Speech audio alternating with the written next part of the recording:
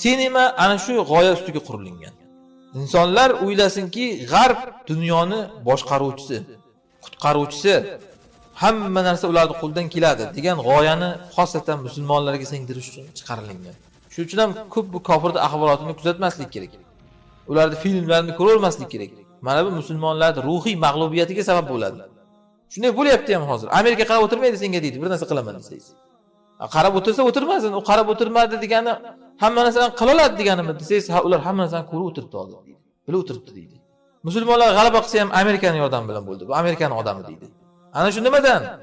Ularning axborotidan ta'sirlanib olganligidan ko'p.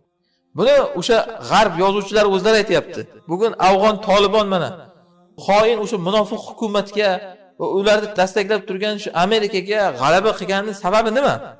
Kofir yozuvchi chiqib gapirib aytayaptiki, chunki ular televizor ko'rmaydi deyapti. Ular Amerika ishlab chiqargan filmlarni ko'rmagan, Remboni ko'rmagan ular, Afg'on hukumatı. Yoki James Bondni ko'rmagan ular.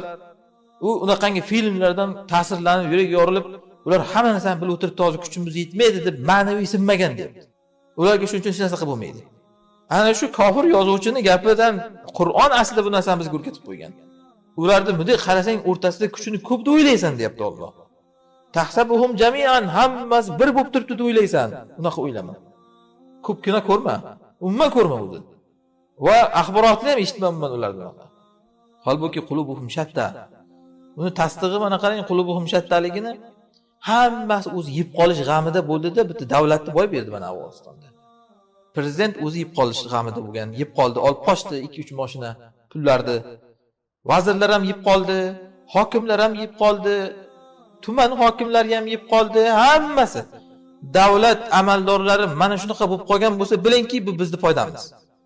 Hammasi qalbi tarqoq bo'lib yeb qolish g'amida bo'lganligi Alloh oyatda aytgandek, bu bizning g'alabamiz bu. Chunki o'sha qulashdan avval shunaqa bo'ladi.